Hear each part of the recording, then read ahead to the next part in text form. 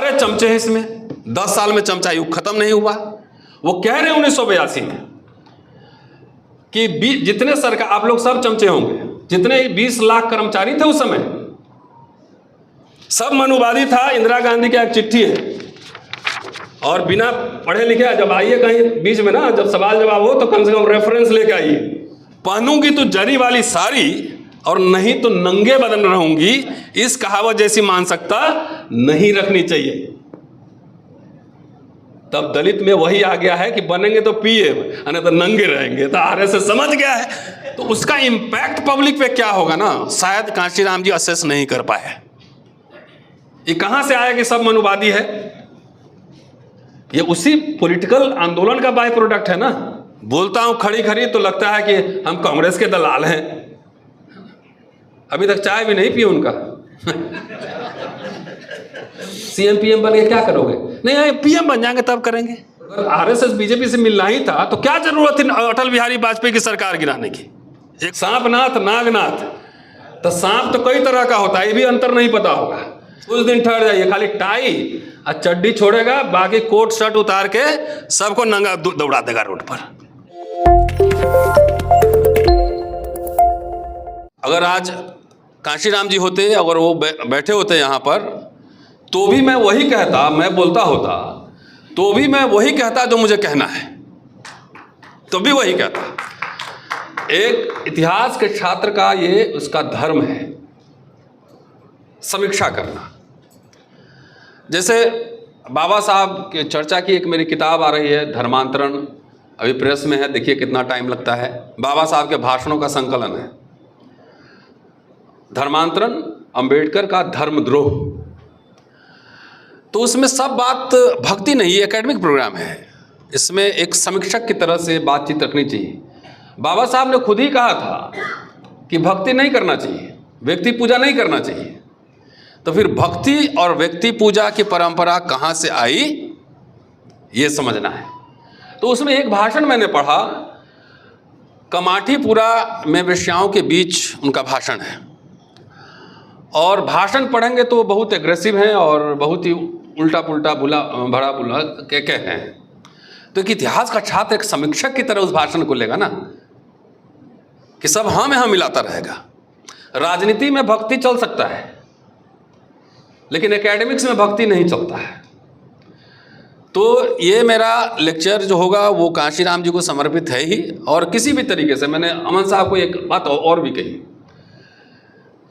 कि हमारे लोग समीक्षा में या भर्त्सना में अंतर नहीं समझते हैं। तो इसीलिए गालीबाजों को ना, अब कोई किताब पढ़ता है ना लेख पढ़ता है। हम किसी भी तरीके से, अगर किसी व्यक्ति के इतिहास में गांधी की भी समीक्षा होगी, कार्ल मार्क्स की भी समीक्षा होती है, तो भर्त्सना और समीक्षा में फर्क है। किसी भी तरह से हम किसी व्यक्ति के महान कंट्रीब्यूशन को कम नहीं करना चाहते हैं। Kanshi Ram ji, he was a great organiser, there is no doubt. Awareness का लेवल गांव गांव तक पहुंचा, नो डाउट। साइकिल से हजारों किलोमीटर रास्ता तय किया, नो डाउट। आजकल अनपढ़ नेताओं की फौज है, लेकिन वहां पे उन्होंने मैगजीन्स निकाले, नो डाउट, कोई इसको कंट्रीब्यूशन कम नहीं कर रहा है। लेकिन आज दलित राजनीति इतिहास के किस मोड़ पर है, अगर ये नहीं समझेंगे तो उसी तरीके से है कि कबूतर रेत में अपनी आंखें छुपा ले, आज सोचे कि बिल्ली हमें नहीं खाएगी। क्या खोया क्या पाया? क्या वाकई अंबेडकरवाद चल रहा है, या अंबेडकर के नाम पर अंबेडकरवादियों ने अंबेडकर को सर के बल खड़ा कर दिया है?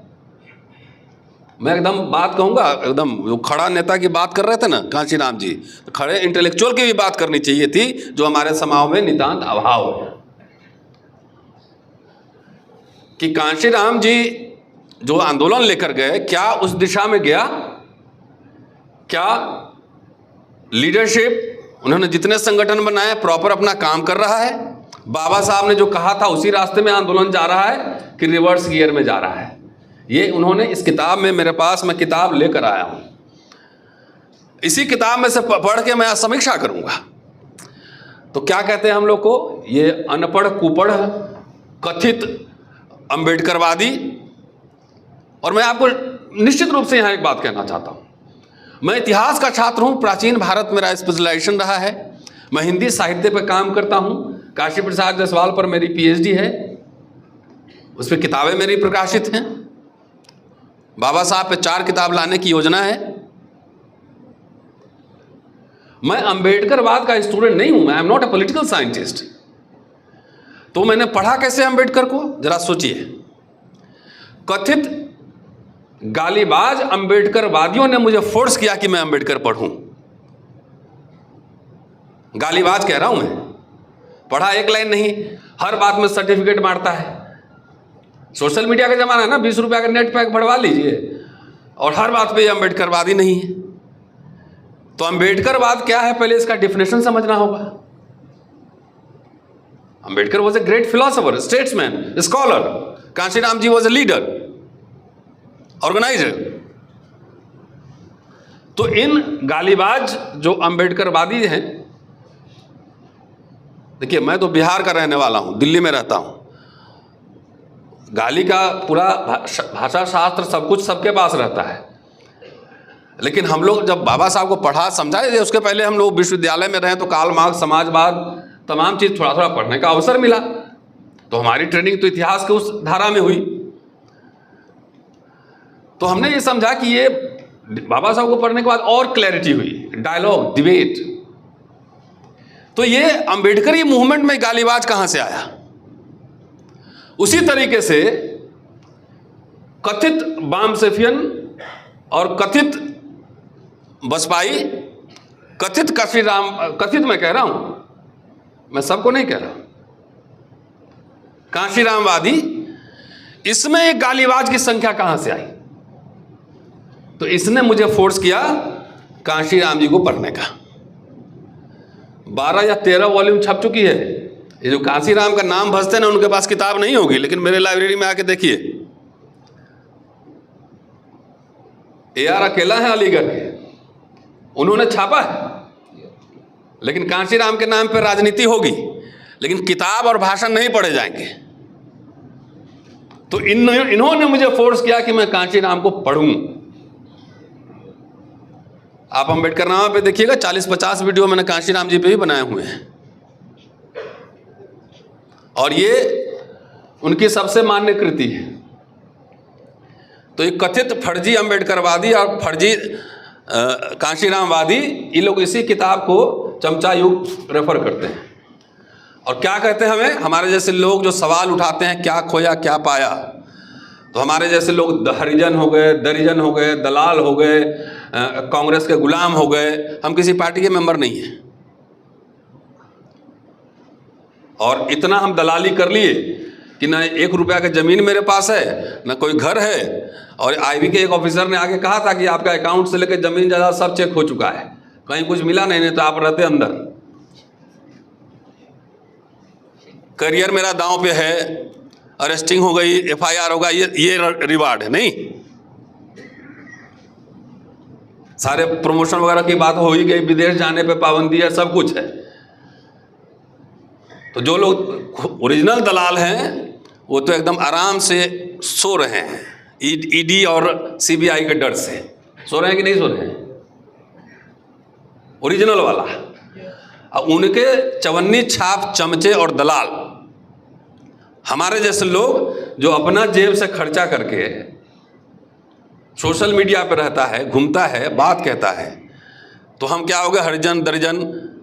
कभी आप अंबेडकर साहब को पढ़े हैं? गांधी से उनके बहुत मतभेद थे। MC राजा का बहुत लोग नाम भी नहीं जानते होंगे।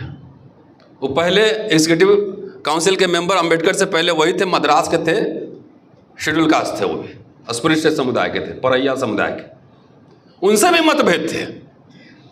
खैर मोरे साहब की किताब में वो है, फिर बाबा साहब की किताब में भी है। लेकिन क्या अंबेडकर ने गांधी के बारे में अपशब्द कहे? तो मैं समझता हूं कि फर्स्ट मेमोरियल लेक्चर पे, ये लेक्चर कांशीराम जी को समर्पित है ही, लेकिन ऐसे जो गालीबाज लोग हैं इनके लिए भी ये लेक्चर, कम से कम कुछ पढ़ लिया करो। बगैर पढ़े हुए कोई आंदोलन आगे नहीं चलता है। बाबा साहब बंदूक लेके नहीं लड़के लाए थे। सबसे पहला मैं प्रस्तावना रखता हूं कि क्या इंडिपेंडेंट दलित पॉलिटिक्स संभव है? इंडिपेंडेंट दलित पॉलिटिक्स, बहुजन एक टेम्पररी पॉलिटिकल वर्ड था, फ्रेज था बहुजन। क्या वाकई बहुजन बहुजन है? दूसरा प्रस्ताव, जो समस्या बैकवर्ड लीडरशिप में towards the untouchables schedule caste, जो अंडरस्टैंडिंग बाबा साहब के ज़माने में थी, जो 60 के दशक में थी, क्या वो कमी हुई है या वैसे बरकरार है? क्या बैकवर्ड क्लासेस के लोग दलित को अपना लीडर मान सकते हैं आज भी हिस्टोरिकली? तो जो बना, जो बहुजन पार्टी बना, उसका जो हश्र हुआ है वो हश्र होना ही था। इसलिए मैं कहता हूं कई बार, बाबा साहब ने भी पार्टी बनाई थी ना, जो हश्र हुआ शेड्यूल कास्ट फेडरेशन में, उनके जीवन काल में ही झगड़े शुरू हो गए थे। उनके जीवन काल में ही इमारत फंड के लिए जो पर्ची फाड़े जाते थे, चंदा लिए जाते थे, वो चंदा लेके भाग जाने वाला उस जमाने में भी हो गए थे, बाबा साहब के जमाने में। ये सब उन्हीं ने लिखा है। मैं किताब का पन्ना लेके आया हूं, बोलिएगा तो बता दूंगा कि चंदा चोर उस समय भी थे। और रिपब्लिकन पार्टी का जो हाल हुआ वो तो आपने देखा ही। तो ये पार्टी बनी, एक विजन बहुत साफ था, क्लियर था। यस, 85 का नारा है, 85-90 हम लोग कहते रहे, लेकिन वाकई ये क्या 85 कल्चरली सोशली एकजुट है? आप जब बहुजन की बात करते हो तो खंड खंड में जाती है। अब तो जात जात के नेता हो गए, चूंकि ये पॉलिटिकल एक अलायंस था। तो कांशीराम जी के जाने के बाद सब जात जात का चस्का लग गया था ना, खाली राजनीति करने का। मैं कांशीराम जी की इस बात से एकदम 100% सहमत हूं कि नॉन पॉलिटिकल रूट्स मजबूत होनी चाहिए। लेकिन मुझे लगता है कि नॉन पॉलिटिकल रूट्स मजबूत करने से पहले उन्होंने पार्टी बना दी, और जैसे प्री मैच्योर बेबी होता है ना, शायद वही हो गया, शायद वही हो गया। जिसकी कल्चरल रूट्स, बाबा साहब ने अपने अंतिम दिनों में क्या कहा कि अब मैं धम्म प्रचार में लगाऊंगा, मैं शिक्षा के काम में मैं लगूंगा। राजनीति पे उनका ध्यान बहुत कम था। अगर 1942 से शेड्यूल कास्ट फेडरेशन की स्थापना से लेके आगे देखेंगे तो राजनीति पे कम फोकस कर रहे थे, पीपल्स एजुकेशन सोसाइटी पे ज्यादा फोकस कर रहे थे, बुद्धिस्ट सोसाइटी ऑफ इंडिया पे ज्यादा फोकस कर रहे थे, धर्मांतरण पे ज्यादा फोकस कर रहे थे। तो सब में राजनीति की भूख लग गई, भूख लग गई। तो अब किसी भी तरह से आरएसएस हो, बीजेपी हो, कुछ दे दो, इस चक्कर में बहुजन कहां गया? बहुजन इज ए मिथ नाउ। इस फैक्ट को हमें स्वीकारना होगा। आप देखिए 1980-82 के बाद, मैं तो उस समय बच्चा था, 10 साल का रहा हूंगा। आज क्या लग रहा है प्राइमा फेसी? ब्लू गमछा लपेट के अमूमन दलित राजनीति भगवा पालकी ढो रहा है। Am I right or wrong? Blue गमछा पहन के अंबेडकर का नाम लेके जय अंबेडकर बाद, जय बाबा साहब, जय काशीराम, और रथ किसका ठेल रहा है? भगवा रथ ठेल रहा है। ये है रियलिटी। अब बोलूंगा तो खराब लगेगा, हैं? हिंदू राष्ट्र बनाने में इन कथित अंबेडकरवादियों ने होड़ लगाई हुई है कि मालिक हमारे कंधा पर आइए, हमारे कंधा पे आइए। और बैकवर्ड पॉलिटिक्स भी कह रहा हूं, ढोने में दूसरा कंधा ये समाजवादी लोग भी दिए हुए हैं। हिस्ट्री उठा के देख लीजिए। जयप्रकाश नारायण ने सर्टिफिकेट दिया ना आरएसएस को, लेजिटिमाइज किया ना मिलके, तो वहां से समाजवादी लोग निकले, तो अल्टीमेटली गए किधर? ज्यादातर लोग अभी सब आरएसएस बीजेपी का पालकी ढो रहे हैं। और आपके यहाँ अम्बेडकर वाले लोग अठावले साहब हैं, वो तो 1 नंबर पे चल रहे हैं अभी। हमारे बिहार में एक है चिराग पासवान, वो तो हनुमान ही बन के गदा लेके घूम रहा है। और कुछ लोग जहां पे खुल के नहीं है तो अप्रत्यक्ष रूप से मदद कर रहा है, अप्रत्यक्ष रूप से। और सब लोग जानते हैं कौन है। अरे जो पॉलिटिशियन आंदोलनकारी जेल जाने से डरेगा वो पॉलिटिक्स करेगा कभी? हिंदू राष्ट्र की अवधारणा में दलित कहां रहेंगे? बैकवर्ड में थोड़ा कम बोल रहा हूं कि बैकवर्ड लोग के पास थोड़ा अपर कास्ट का फीलिंग भी है, जमीन भी है ना, संसाधन भी है, तो उनका काम तो चल जाएगा। ये दलित आप लोग जो बैठे हुए इसमें ज़्यादातर दलित होंगे। हिंदू राष्ट्र में आप कहाँ रहिएगा, जरा ये सोचिए। मेरी चिंता ये है, मेरी चिंता ये है, पॉलिटिकल पार्टी रहे न रहे, आप ब्राह्मणवाद को गाली दे रहे हैं, ब्राह्मण ब्राह्मण बोल रहे हैं। कितने ब्राह्मण आके बोले कि हम अपन पार्टी बना, हम प्रधानमंत्री बनेंगे। यहां तो एक एमपी नहीं, आप प्रधानमंत्री बन रहा है। बाबा साहब पर कितना चिंतन मनन रिसर्च हो रहा है। क्यों? ये दलित लोग जो है ये रिसर्च को, चिंतन मनन को कोई काम नहीं समझता है। खाली हुआ गिदर की तरह करके इलेक्शन में वोट देना है और नेक्स्ट पीएम और नेक्स्ट सीएम खाली स्लोगन लगाता है। अरे जिसका लीडरशिप यूनिवर्सिटी से नहीं आएगा, जिसका लीडरशिप जो है 22-25 साल में लड़के अंग्रेजी नहीं बोलेंगे, लिखेंगे नहीं, वो कहां से हुक्मरान बन सकता है? कौन ही गलत सपना दिखाया कि आरक्षण देने वाला बनेंगे? This is a wrong interpretation. आप मुझे बाबा साहब के किसी किताब में कहीं एक लाइन बता दीजिए जो उन्होंने कहा हो कि हम आरक्षण देने वाला बनेंगे। वो बैकवर्ड पॉलिटिक्स को उसी समय पहचान गए थे। 1932 में जब कॉमनल अवार्ड आया और जब अस्पृश्यों के पृथक निर्वाचन मंडल को स्वीकार कर लिया गया, ये मैं इतिहास दृष्टि से समालोचना कर रहा हूं, तो पिछड़े वर्ग के लोगों ने कहा कि मुझे भी उसमें शामिल कर लीजिए। हिंदी का वॉल्यूम 10 जाकर देख लीजिएगा, उसमें सब मेंशन है। टाइटल है उसका, करोड़ों की आबादी को नकारने का प्रयास। उसी टाइटल से मैं बोल रहा हूं। तो पिछड़े वर्ग के लोग बोले कि मुझे भी इसमें शामिल करो। तो बाबा साहब ने अस्पृश्यों ने कहा कि देखिए ये आया है अस्पृश्यों के लिए, आप अपने लिए अलग मांगिए, हम आपको समर्थन करेंगे। ये उचित बात थी। और इसका कारण यह था कि उन्होंने कहा कि मद्रास में और बॉम्बे प्रोविंस में 1920 में पिछड़ों के लिए आरक्षण ऑलरेडी लागू हो चुका था। लेकिन कहते हैं कि पिछड़े वर्ग के लोग नहीं माने इस बात को, बोले कि मुझे वो अस्पृश्य वाला में ही डालो। तो जब अस्पृश्यों ने उनकी बात नहीं मानी तो कह रहे हैं कि ब्राह्मणों से ज्यादा कूद कर इन पिछड़े वर्गों ने हम लोग का विरोध किया पृथक निर्वाचन क्षेत्र का। यह ऐतिहासिक तथ्य है। इतना पिछड़ा लीडरशिप है देश में, एक दलित सीएम नहीं है, आप पीएम बनने का ख्वाब देख रहे हैं।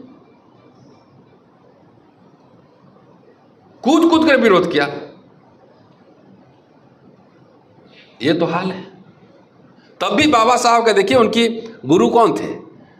बुद्ध, कबीर, फुले। उनके स्पॉन्सर कौन थे? गायकवाड़, साहू जी महाराज। बाद में उन्होंने पैसे दिए अखबार निकालने के लिए। तो जब वो संविधान बनाने लगे और उन्होंने मराठा टेम्पल एक संदेश लिखा था, पिछड़े वर्ग के लोगों ने कहा था कि आप हमारे मैगजीन के लिए एक संदेश लिखिए। तो उन्होंने संदेश लिखा था और उसमें जो उन्होंने बताया था वो दिलचस्प है। उनको संदेश ये लिखा था कि भाई दुनिया भर में ये मैं लेके आया हूं दिखाने के लिए, कम से कम ये समझ लीजिए, डॉक्टर बाबा साहब अंबेडकर का मराठा मंदिर को संदेश। इसमें बार बार वो कह रहे हैं कि शिक्षा जरूरी नहीं है, उच्च शिक्षा जरूरी है। एक लड़की के शिक्षा से कोई आंदोलन नहीं हो सकता, आप संविधान नहीं लिख सकते हैं। सब पेज नंबर के साथ लाए मोहम्मद साहब। और इसमें इन्होंने बताया कि भाई दुनिया भर में होता है कि 3 क्लास होता है, एक कुलीन होता है, एक मध्य का होता है, एक नीचे होता है, बीच का एक नीचे। और उनकी लाइन ही मैं पढ़ देता हूं कि कुलीन वर्ग की तुलना में मध्यवर्गीय एवं निम्न वर्ग में कुछ विशेष त्रुटियां हैं, गलतियां हैं, और ये त्रुटियां संसार वर्ग में है। मध्य वर्ग के पास, मतलब ओबीसी के सेंस में समझिए, निचले वर्ग के प्रगति को सहने की कुलीन वर्ग के समान उदारता नहीं है, तथा इसके पास निम्न वर्ग का आदर्शवाद भी नहीं है। जो नीचे का तबका लड़ता है ना अपने जीवन जीने के लिए, वो मध्यवर्ती जातियों में नहीं है। इससे मध्यवर्गीय को, यानी कि बीच का जो क्लास है, दोनों वर्गों का शत्रु बना दिया है। दलित का भी शत्रु बना दिया है, एलिट का भी शत्रु बना, अपर कास्ट का भी शत्रु बना दिया है। यह कुलीनता से उसकी उच्च स्थिति के कारण घृणा करता है। यह निम्न वर्गों से घृणा करता है क्योंकि वह नहीं चाहता कि निम्न वर्ग उन्नति कर उसके समान बन जाए। क्या ये ओबीसी पे ये बात लागू नहीं हो रही है? मराठों को उन्होंने लिखा है। मराठा भारत में मध्यवर्गीय हैं एवं जिस किसी ने भी इनके साथ काम किया है वे जानते होंगे कि उनमें उपरोक्त ये त्रुटियां उनमें है। मराठों के पास दो ही विकल्प है, या तो ऊपर जाकर शामिल हो जाओ, नहीं तो नीचे वालों से मिलो और ऊपर वाला का जो वर्चस्व है उसको उखाड़ फेंको। बैकवर्ड पॉलिटिक्स कहाँ है आज? और दलित को लेकर बैकवर्ड पॉलिटिक्स का पर्सपेक्टिव क्या है? क्या खत्म हो गया है? जो इशारा 1947 में बाबा साहब कर रहे थे वो दूर हो गया है? हम बहुजन हो गए हैं। जब सोशली कल्चरली, जो कांशीराम कहते थे कि रूट्स पहले मत, जब तक हम सोशल डेमोक्रेसी नहीं लाएंगे, बैठ के खाना नहीं खाएंगे। लखनऊ के भाषण में उन्होंने कहा, जिसका कोट कांशीराम जी ने किया है, मैं बताऊंगा, कि सवाल रोटी बेटी का नहीं है, जिसको मर्जी जहां खाना खाओ जैसे मर्जी, लेकिन कम से कम पॉलिटिकल रूप से यूनाइट तो हो जाओ। आज यूनाइट तो हो रहे हैं, लेकिन सीएम हम ही बनेंगे। ये उदारता दिखाइए कि भाई पार्टी हमारी है, लेकिन हमारी पार्टी की ओर से सीएम दलित होगा, तब बात बनेगी। इससे बढ़िया तो बीजेपी वाला देखिए कितना बढ़िया रणनीति बनाता है। सिर्फ एक ब्राह्मण है सीएम, दो ठाकुर सीएम है। सब जगह आप देखिए हरियाणा का मंत्रिमंडल बना है, क्योंकि हमारे लोग जानता है ना, हमारे दलित बैकवर्ड को जानता है कि इन लोगों को मंत्री बना दो, इसी में खुश रहता है। इसको स्कूल कॉलेज यूनिवर्सिटी नौकरी से कोई लेना देना नहीं है। और हमारी दिलचस्पी उल्टा है। मेरी दिलचस्पी नौकरी में है, मेरी दिलचस्पी पढ़ाई में है, मेरी दिलचस्पी हॉस्पिटल में है, इसमें है। हमारे मंत्री हमारे जात मेरा भाई हो ना हो कोई फर्क नहीं पड़ता है, डजंट मैटर फॉर मी। वो मंत्री सीएम पीएम मिनिस्टर बन के क्या करेगा, इससे मुझे फर्क पड़ता है। चाहे वो 2 रूम के रहे, चाहे 50 रूम के बंगले में रहे, मेरी दिलचस्पी यहां पर है। तो ये आरएसएस बीजेपी वाला अच्छा समझ गया है कि सबको कुछ नहीं, इसके जात का एक खाली मंत्री बना दो, पूरे जात ही जो है खुश रहता है। तो इसलिए जिम्मेदारी आप सबकी है। जो स्थिति है इसके लिए जिम्मेदार आप भी उतने ही हैं। मैंने तो कॉन्स्टिट्यूशन क्लब में एक शपथ दिलवाई थी लोकसभा चुनाव के पहले कि शपथ लो कि बाप भाई कोई भी अगर बीजेपी से खड़ा होगा, आरएसएस का होगा, उसको हरवाएंगे अपना पैसा खर्चा करके। ये वैचारिक क्लैरिटी है। और ये आइडिया मैंने अपने घर में नहीं बनाया है, बाबा साहब के पढ़ के ही सीखा है। तो मेरी चिंता यह है कि दलित सबसे निचला तबका है समाज का, और वो हल्ला किए जा रहा है कि देश का हुक्मरान बनना है, हमें देने वाला बनना है। तो बीजेपी आरएसएस तो बढ़िया से जानता है कि ये सब हंसता है, सब लुटियन जोन में बैठ के, कि बताओ ये सब का खाली चड्डी छोड़ के बाकी धीरे धीरे उतार रहा है? तब भी कह रहा है कि भजन गाए, भांग पी के भजन गाए जा रहा है, हुक्मरान बनेंगे। क्या महाराष्ट्र से जो फॉरेन जाने का स्कॉलरशिप जो दलित बच्चों को मिलता था, उसमें राइडर लग गया है क्रीमी लेयर? आपको पता है ये बात कि 5 लाख से ज्यादा, ईडब्ल्यूएस का 8 लाख, दलित का 5 लाख। 5 लाख इसका मतलब क्लास 4 एम्प्लॉय के बच्चों को भी विदेश जाने के लिए पैसा नहीं मिलेगा। कोई आंदोलन है? खाली डफली बजा के नाचने से कि हम सीएम पीएम बनेंगे नहीं होता है। आपके आने वाली पीढ़ी का पूरा इंतजाम कर दिया है तबीयत से। ये सब सोच लिया था कि सरकारी स्कूल कॉलेज में पढ़ के ही चंदा देने वाला वर्ग तैयार हुआ है। आप सब जितने पढ़े, कोई इंग्लिश मीडियम में नहीं पढ़ा हुआ है एक आध छोड़ के, सब हम लोग सरकारी स्कूल के ही पढ़े हुए हैं। फ्री में पढ़े थे कि नहीं? अब वजीफा मिला था कि नहीं स्कूल में? मिला था, मुझे भी मिला था। आज अपने बच्चों को सरकारी स्कूल में पढ़ाएंगे? नहीं पढ़ाएंगे। क्यों? ये कभी सोच में आया?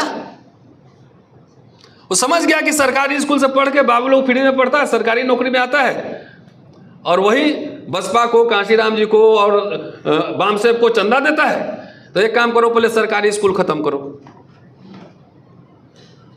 ब्राह्मणवाद खाली गाली देने से उसको सीखने की जरूरत है ना। हजारों साल से कैसे सरवाइव कर रहा है, तो सरकारी स्कूल पहले खत्म कर दिया। अब जो लोग देश का हुक्मरान बन रहे हैं, 1-2 जनरेशन बाद चंदा देने वाला क्लास ही खत्म हो जाएगा, तो उसके बाद डफली बजाते रहना। वो मुझे दिख रहा है ना, कॉन्ट्रैक्चुअल हो गया ना, आधा नौकरी। पहले दिल्ली यूनिवर्सिटी में एडहॉक पढ़ाते थे, 1.25 लाख रुपए तनख्वाह, और आज जो है ना हिंदू राष्ट्र बनने वाला है, अब चाहे ब्राह्मण हो चाहे दलित हो, ज्यादातर तो अपर कास्ट ही है, 40,000 रुपए पे गेस्ट लेक्चर पढ़ा रहा है। मजे आएंगे ऐसे? ये लड़ाई किस बात के लिए हम लोग लड़ रहे हैं? 40,000 रुपए आएंगे, और वो भी गेस्ट, 2 महीना पढ़ाओ, भागो इधर से। संविदा पे सारे आ गए, सब कुछ खत्म हो गए। और अभी भी ये बात अगर दलित समाज को नहीं समझ में आ रही है तो मुझे चिंता हो रही है। मैं पॉलिटिकल आदमी हूं, मेरी एक पॉलिटिकल समझ है। तो पॉलिटिकल समझ होना, पॉलिटिकल आदमी होना, इसका मतलब नहीं है कि खाली चुनावी होना होता है। चुनाव लड़ने वाले लोग ज्यादातर आजकल गैर राजनीतिक लोग हैं, पॉलिटिकल लोग नहीं। मैं ये कह रहा हूं, उल्टा कह रहा हूं। कांशीराम जी बढ़िया काम किए, सब कुछ किए, लेकिन विरासत जो है कहां छोड़ के गए? कोई इंटेलेक्चुअल पोलिट ब्यूरो था। आई वर्धन साहब के हॉल में बैठा हुआ था, पोलित ब्यूरो सब तो आनी चाहिए। दलितों का कोई पोलित ब्यूरो बना? कोई थिंक टैंक बना? एक व्यक्ति को आपने सत्ता उत्तराधिकार घोषित किया, बाबा साहब ने उत्तराधिकार घोषित किया था? हैं? नहीं किया था। और जाके वॉल्यूम 18 देख लीजिए उनकी चिट्ठियां, अपने बेटा को धमकाते थे वो कि तुम्हारे ऊपर मुकदमा करेंगे हम, बेटा भतीजा दोनों को, कि जो भूषण प्रिंटिंग प्रेस का पैसा है, जो जनता अखबार का पैसा है, लोगों का है, ये हमारा व्यक्तिगत पैसा नहीं है, एक हेरा फेरी नहीं होना चाहिए। जाके देखिए पत्र रखा हुआ है। उन्होंने उत्तराधिकार दिया। तो उत्तराधिकार देने की परंपरा अंबेडकरवाद है कि नहीं है, ये आपके ऊपर मैं छोड़ता हूं। ये राजतंत्र है। आपने जिसको उत्तराधिकार दिया, उत्तराधिकार तो मनुवाद में चलता है ना, राजतंत्र में चलता है। जब मनुस्मृति है, जब संविधान है तो डेमोक्रेटिकली होगा ना। आपके सामने खाली सवाल मैं छोड़ रहा हूं, इसलिए समीक्षा को कोई गाली नहीं है, भर्त्सना नहीं है। उत्तराधिकार सौंपना तो जो है वो तो राजतंत्र में होता है। राजतंत्र मतलब मनुस्मृति का काल। और आपने जिसको उत्तराधिकारी बनाया उसने भी उत्तराधिकारी बना दिया। तो आज कांशीराम जी रहते हैं यहां पे, तो मैं बोलता नहीं यही बात उनके सामने। नाराज होते, हमसे नाराज नहीं होते। थोड़ा इंटेलिजेंट आदमी थे, स्मार्ट थे, है ना, हैंडसम आदमी थे। ये सवाल नहीं उठेगा। बाबा साहब के नाम पे जितनी राजनीति हुई है, अभी मैं समझ रहा हूं, मुझे लगता है कि कथित अंबेडकरवादियों ने बाबा साहब को सर के बल खड़ा कर दिया है। उनके नाम पे सारे गैर अंबेडकरवादी काम हो रहे हैं। This is my understanding. मैं तो दीक्षा भूमि में एक बार प्रोग्राम था, मैंने कहा था कि महाराष्ट्र के लोगों को तो बाबा साहब ने सबसे ज्यादा दिया। सारे संस्थाएं यहीं खुली, ठीक है, people's education society, Bhushan printing press, सारे अखबार। आज प्रदीप अगलावे साहब से मिला है, इतना शानदार काम उन्होंने किया है। आपने देखा, पूरा जनता अखबार को उन्होंने प्रिंट किया है फिर से, उनको बधाई दीजिएगा। तो महाराष्ट्र में दिया, लेकिन जो बाबा साहब छोड़ के गए, क्या संस्थाएं उसी तरीके से काम कर रही हैं? कर रही है। पीपल्स एजुकेशन सोसाइटी काम कर रहा है। जिस लेवल पे मिलिंद कॉलेज और सिद्धार्थ कॉलेज को बाबा साहब छोड़ के गए थे, उस लेवल का काम हो रहा है उसमें। चंद्रपुर का कॉलेज है, मैं गया हूं वहां बोलने, यहां मैनेजमेंट में जाने के लिए, घुसने के लिए उसी में झगड़ा आपस में चल रहा है। कोई क्वालिटी प्रोडक्शन हो रहा है कोई उन इंस्टीट्यूशन से? बाबा साहब दूसरा क्यों नहीं पैदा हुआ? इसीलिए वो खोले थे। ये सवाल तो बनता है ना। बड़ी बड़ी सरकारें चली, कोई सोच संस्थान, बाबा साहब ने 25-30 बच्चे भिजवाए थे स्कॉलरशिप देके लॉर्ड लिलिंथगो को। कोई हमारे यहाँ योजना है कि एक रिसर्च होगा, टीम होगा, उस पर इन्वेस्टमेंट होगा, फंडिंग करेंगे, स्कॉलरशिप बढ़ाएंगे, विदेश में बच्चों पढ़ाएंगे? कोई है? काम हुआ? नहीं। तो सरकारी नौकरी से रिटायर्ड होके उनसे उम्मीद करें कि रिटायरमेंट के बाद स्कॉलर बन जाए, इकोनॉमिस्ट बन जाए, ये कुछ ज्यादा होगा। इसके लिए लगातार मैं आज जो बोल रहा हूं, एक्सटेम्पोर बोल रहा हूं, 1 आध घंटा और बोल सकता हूं, तो एक दिन में थोड़ी बनाएंगे। 30 साल का पूरा लगातार अध्ययन है, एक्सपीरियंस है, संघर्ष है, सब मिल के बना है। तो ये किताब अब चूंकि सबसे ज़्यादा कथित कांशीरामवादी और अंबेडकरवादी जो समीक्षक होते हैं उनको गालियां पड़ती है। ये किताब मैं पढ़ के आऊँ 2 बार, और मैं दावा करता हूं कि बहुत सारे लोग नहीं पढ़े होंगे जो अपने आप को कांशीराम का वारिस समझते हैं। इस किताब में क्या है? 2 भाग हैं इसके। पहला भाग जो है वो मेमोरेंडम बाबा साहब का जो है, गोलमेज सम्मेलन और पूना पैक्ट, वो दिया हुआ है। और दूसरा पार्ट है जिसमें चमचा युग है, कि उसमें आप देखेंगे तो हर चैप्टर के साथ बाबा साहब का एक कोट दिया गया हुआ, लेकिन फुटनोट रेफरेंस कहीं नहीं है। और उनसे उम्मीद भी नहीं कर सकते थे, बिकॉज वो साइंटिस्ट थे। कोई सोशल साइंटिस्ट तो थे नहीं, कोई रिसर्चर तो थे नहीं, इकोनॉमिस्ट तो थे नहीं। तो आम जनता को समझाने के लिए इन्होंने एक किताब लिखी। ठीक है, आम जनता कैसे समझेगा, तो वहां से टर्मिनोलॉजी लिया। पहले डिफाइन कर रहे हैं चमचा क्या होता है, और उसमें 3 टर्मिनोलॉजी वो देते हैं बाबा साहब के हवाले से, और वो है पिट्ठू, दलाल और औजार। बाबा साहब हमने जितना पढ़ा है, कहीं कहीं गुस्से में ये शब्द का इस्तेमाल किया है कि लार्जली उन्होंने इस तरह के शब्दावली का प्रयोग नहीं किया है, क्योंकि उनके प्राथमिक श्रोता और मुख्य उनकी चिंता का विषय अस्पृश्य समाज ही था। चवन्नी अठन्नी वही बाबा साहब को देता था। तो इस तरह का एक आध बार बोले होंगे, कहीं लिख भी दिए होंगे, गुस्सा में लिखे होंगे, लेकिन अमूमन उनके राइटिंग्स में इस तरह का पूरा वर्ड आपको कहीं नहीं मिलेगा। आप ढूंढ लीजिए। आप जब संदर्भ में कहीं कहीं हुआ होगा तो गुस्सा में उन्होंने टूल शब्द का इस्तेमाल किया है, लेकिन यह शब्द प्री डोमिनेंट उनकी राइटिंग्स स्पीचेज में नहीं। और उसको इसमें इन्होंने आम जनता की भाषा में चमचा लिखा। अब चमचा कौन कौन होते हैं जरा ये भी बता दूं। कई तरह के उन्होंने प्रकार बताए हैं, और उन्होंने दावा किया इस किताब में कि 10 साल में चमचा युग हम खत्म कर देंगे। इसमें तो 82 से 92 तो खत्म हो जाना चाहिए था। इसी सवाल इसी किताब से उठाता हूं, खत्म हुआ कि बढ़ा? सवाल है ना, खत्म हुआ कि बढ़ा? तो 6 प्रकार के बताए हैं। इतना वो बसपा और ये सब वाला भी नहीं आपको बताएगा इसे पढ़ पढ़ के कि 6 प्रकार में कौन है। तो विभिन्न जातियों और समुदायों के चमचे, दूसरा विभिन्न दलों के चमचे, तीसरा अज्ञानी चमचे, चौथा प्रबुद्ध अथवा अंबेडकरवादी चमचे, 5वां चमचों के चमचे, और 6ठा विदेश स्थित चमचे। ठीक है।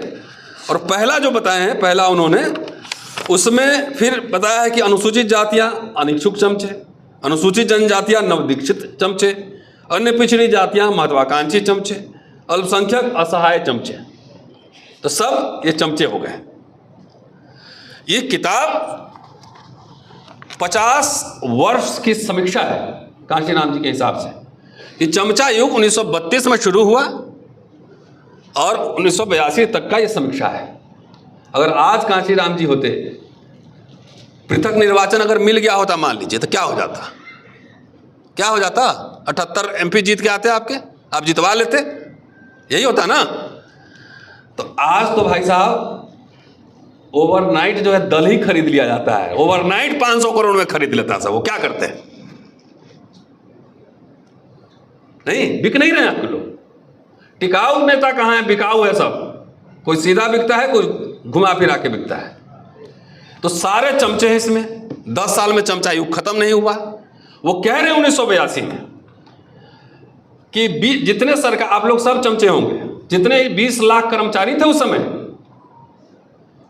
वो 50 साल की समीक्षा कर रहे हैं, मैं 92 साल की समीक्षा कर रहा हूं। 50 साल वो, 42 साल ये वाला, इधर वाला। तो 82 में मतलब 50 में लागू हुआ, तो 32 साल में ही ये जो आंकड़ा दे रहे हो सेंट्रल गवर्नमेंट का ही होगा ना, या पूरा मान लीजिए, तब भी 32 साल में 20 लाख कर्मचारी हो गए। ये कोई आसान बात है? तो सब चमचे हो गए, आप भी चमचे हो गए। जिसको कुछ पता नहीं है तो वो अज्ञानी मतलब सबको कांशीराम जी ने चमचा बना दिया। जगजीवन राम भी चमचे थे, पॉलिटिकल चमचे थे। तो आप जैसे चमचों के पैसे से अगर वही मान लिया जाए, तो चमचों के पैसे पे अगर राजनीति होगी तो कैसी होगी? फिर चमचा वाली ही होगी। What is the final outcome? Baba Saheb ने ये ऐसा नहीं कहा है। वो चंदा लेते थे, मैं चंदा का आंकड़ा दूंगा आपको, और ये जानना जरूरी कि बाबा साहब के बाद जिन नेताओं ने चंदा लिया, जिन संगठनों ने चंदा लिया, कभी अपना हिसाब दिया पब्लिक को? बताइए। इस किताब में कहीं भी जनसंघ, RSS, हिंदू महासभा का जिक्र नहीं है। कोई आदमी ढूंढ के बताते मुझे। जनसंघ, RSS, हिंदू महासभा का कहीं जिक्र नहीं है। जवाहरलाल नेहरू का एक बार नाम है, इंदिरा गांधी का एक बार नाम है, और बाबू जगजीवन राम का एक बार नाम है। तो इस 50 साल में सब चमचे हुए और सब मनुवादी हुए और कुछ नहीं हुआ। क्या यह इतिहास का अति सरलीकरण नहीं था?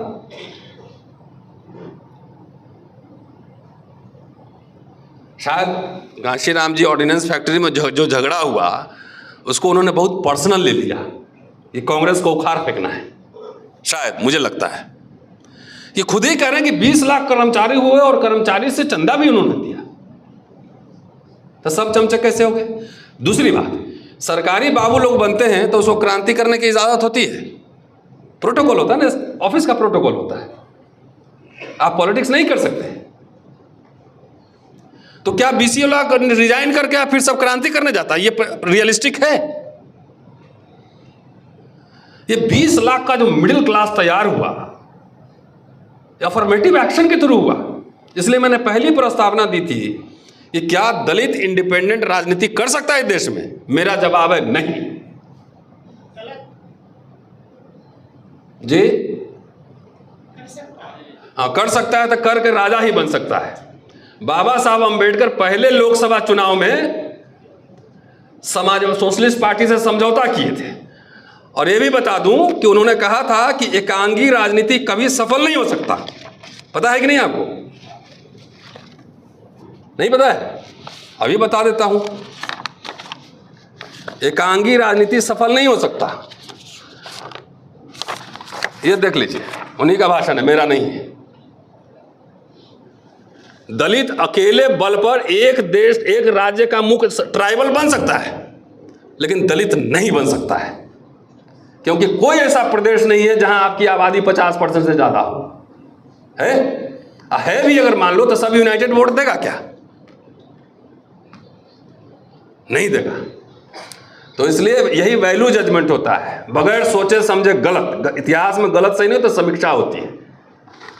बाबा साहब ने समझौते की बात की थी, सोशल अलायंस की बात की थी, पॉलिटिकल अलायंस की बात की थी। आज क्या कह रहे हैं? कांग्रेस की और बीजेपी की औकात नहीं कि अकेले चुनाव लड़ सकता है, और दलित डफली बजा रहा है कि हम अकेले लड़ लेंगे, अकेले सरकार बना लेंगे। आप किसकी मदद कर रहे हैं वो हम सब जानते हैं, सारे लोग जानते हैं। बाबा साहब जितने ही लोग हैं काडर वाले लोग, what Gandhi and Congress have done to the untouchables किताब लेके चलते हैं। तो उसके बाद डॉक्टर अंबेडकर से ज्यादा कांग्रेस से कोई नहीं लड़ा होगा, थ्योरेटिकली एंड पॉलिटिकली बोथ। लिख के भी ना, किताब लिखा उन्होंने, बकायदा आंकड़े दिए, डेटा दिए। तो ये हमको कोई बताएगा कि किताब लिखने के बाद फिर कांग्रेस मंत्रिमंडल में शामिल क्यों हुए? इस सवाल का जवाब ढूंढिए। कांशीराम जी ने लखनऊ का भाषण इस किताब में जिक्र किया है, लेकिन आधा अधूरा जिक्र किया है। क्यों शामिल हुए?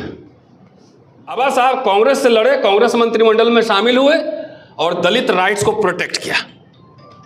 ठीक है साहब? कांशीराम जी कांग्रेस से लड़े, खूब लड़े, और बीजेपी से समझौता किया। ये मैं नहीं कह रहा हूं, हिस्टोरिक फैक्ट है। हिस्टोरिक फैक्ट है कि आरएसएस बीजेपी से उनका समझौता हुआ। और क्या आरएसएस बीजेपी का क्या इंपैक्ट होगा, हिंदू राष्ट्र क्या होगा, ये कांशीराम जी को पता नहीं हो, ऐसा मैं मानने के लिए तैयार नहीं हूं। जब मेरे जैसा अदना सा आदमी इस बात को समझ सकता है तो उनको भी जरूर पता होगा। बाबा साहब का अनुसूचित जाति का घोषणा पत्र 1951 का उस समय तक छप चुका था, और 1951 से पहले 1943 में जब कोई लेबर मेंबर थे तो इंडियन लेबर फेडरेशन के भाषण में सितंबर में दिल्ली में उन्होंने कहा था, कांग्रेस से तो लड़ ही रहे थे, कांग्रेस की पार्टी वही थी, लेकिन उसके साथ साथ उन्होंने कहा था कि हिंदू महासभा जैसे संगठनों से बच के दूर रहना चाहिए। शेड्यूल कास्ट फेडरेशन का जो मैनिफेस्टो है उठा के पढ़िए, पॉइंट नंबर 54, अनुसूचित जाति संघ हिंदू महासभा या राष्ट्रीय स्वयं सेवक संघ जैसे प्रतिक्रियावादी पार्टियों के साथ गठबंधन नहीं करेगा। अनुसूचित जाति संघ, पूरा तीनों पार्टी के बारे में पढ़ दे रहा हूं, इसलिए मत बोलिए मैंने कुछ छुपा दी है। अनुसूचित जाति संघ कम्युनिस्ट पार्टी से भी समझौता नहीं करेगा, क्योंकि उनका उद्देश्य व्यक्ति की स्वतंत्रता एवं संसदीय प्रजातंत्र को समाप्त कर उसके स्थान पर तानाशाही स्थापित करना है। डॉक्टर अंबेडकर पर्सनल लिबर्टी को बहुत महत्व देते थे, तानाशाही किसी फॉर्म में बर्दाश्त नहीं था। तीसरा, यहां पे कांग्रेस का नाम उन्होंने नहीं लिखा है, इशारा किया है, इसका मतलब दिमाग में कुछ चल रहा होगा ना। अनुसूचित जाति संघ एक दलीय शासन तंत्र में विश्वास नहीं रखता, और इसलिए वह ऐसे किसी राजनीतिक दल में सम्मिलित नहीं होगा जो पहले से ही सर्वसत्तावादी हो और किसी विपक्षी पार्टी को बढ़ने की स्वीकृति न देती हो। ये कांग्रेस की ओर इशारा है, क्योंकि वही सबसे बड़ी पार्टी थी उस समय, लेकिन नाम नहीं लिया है। तो जब हिंदू महासभा आरएसएस को बाबा साहब 51 में समझ रहे थे और हिंदू राष्ट्र के ऊपर उन्होंने इतना लिखा है कि ये देश पर एक तरह का अभिशाप होगा, तो जैसे जयप्रकाश नारायण ने लेजिटिमेसी दे दी आरएसएस को, दूसरा लेजिटिमेसी दलित समाज की ओर से 90 के दशक में मिल गया। नहीं, बहन जी आरएसएस का प्रचार करने 2002 में गई, वहां पर नरेंद्र मोदी का प्रचार करने गुजरात में गई कि नहीं गई? नहीं गई? गई? तो ये जब इंडिपेंडेंट पॉलिटिक्स संभव नहीं है हमारा, जब नहीं बना सकते हैं, तो प्रेशर ग्रुप के थ्रू राजनीति होती है। आपके पास दो ऑप्शन है, आप तो या आरएसएस के साथ जाइए या दूसरा इधर जो अलायंस है उसके साथ जाइए। अगर आप आरएसएस बीजेपी के साथ जा रहे हैं तो आपको मुबारक हो, आरएसएस बीजेपी की दलाली करने से बेहतर है कि आप कांग्रेस इंडिया अलायंस जो भी है, जो दो चार एजेंडा हमारा मान ले, उसके साथ खड़े हो जाओ, क्योंकि इंडिपेंडेंट आपकी औकात नहीं है। 4 MP नहीं जितवा सकते हो, प्रधानमंत्री बनने चले थे 1 MP नहीं जीता। कहता है कि रतन लाल जैसे लोग जो है ना हल्ला करके हरवा दिए। अरे हमारे जैसे लोग हल्ला करके हरवा दिए तो हमको मिला लेते, तेज होते तो हम जितवा देते, फिर मिला क्यों नहीं है? तुमको वहां भक्त चाहिए, अंधभक्त।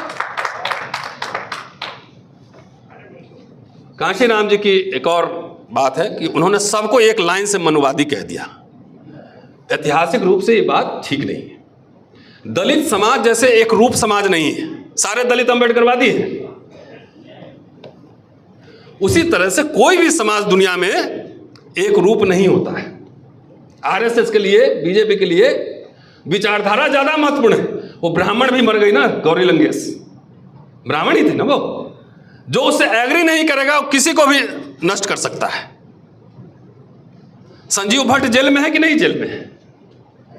भीमा कोरेगांव के बहुत सारे आरोपी सब दलित हैं क्या? नहीं, सब जेल में है। तो ये समझना कि सारे दलित होंगे। यहां बाबा साहब के जमाने में महार, मांग और चमार सब लड़ाई उस समय भी चल रही थी, आज भी ये खत्म हो गया क्या? तो आंख मत बंद कीजिए, आंख खोल के आप बात कीजिए और दिमाग खोल के बात कीजिए। सारे एक ही विचार के हैं, पासी, खटीक, पासवान, रविदास, सब एक ही विचार है। तो ये आपने कैसे सोच लिया कि सारे सवर्ण जो है दलितों के शत्रु ही हैं? खाली शत्रु मत तलाशिए, कुछ दोस्त भी तलाशिए। मैं यहां बाबा साहब कहां कहां से चंदा लिए थे ये मैं आपको पढ़ के मैं सुना देता हूं। मैं बहुत तैयारी करके आया हूं, क्योंकि अमन साहब को बोले थे कि बहुत वहां हंगामा हो सकता है, तो पेज नंबर के साथ आया हूं। हमारे पास नहीं है, आपके पास होगा, आप ढूंढिए। मैं नेता नहीं हूं ना, मैं एकेडमिशियन हूं। वे आउट क्या है? वे आउट तो नहीं है तो दिख गया ना, आरएसएस के साथ जाके मिलके वे आउट निकल गया। हाँ तो ठीक है, अच्छा है ना। आप शांत बैठिए, अभी बेहतर है ना। ऐसा है, अब सुन लीजिए, आप पूरा थोड़ा और 10 मिनट टाइम लूंगा। सारे चमचे थे बाबा साहब 1956 में उनका परिनिर्वाण हो गया, सही है। और एक मिनट शांत रहिए, शांत रहिए।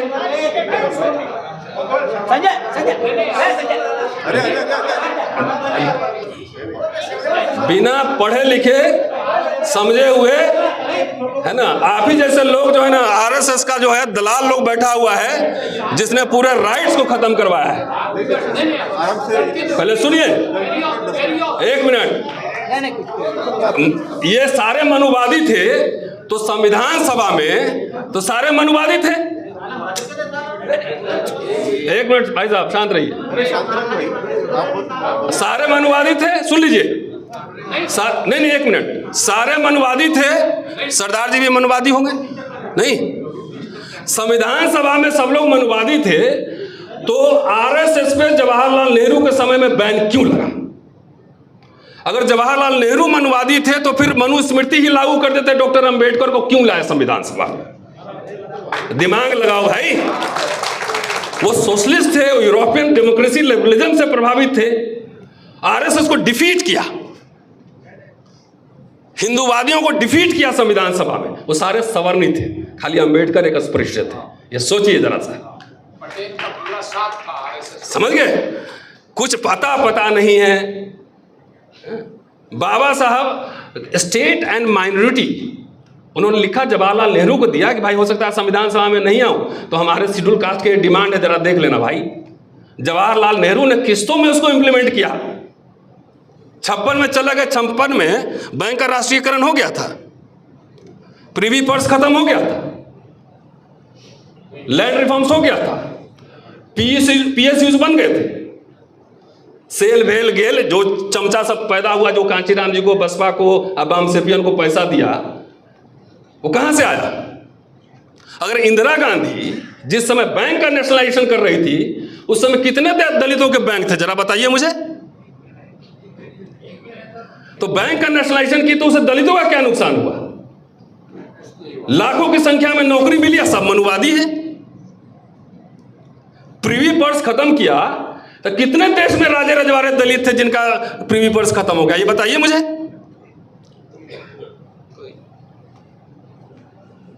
कितने थे? तो भी मनुवादी हो गई। जमींदारी उन्मूलन किया तो कितने दलित जमींदार थे, जरा बताना मुझे।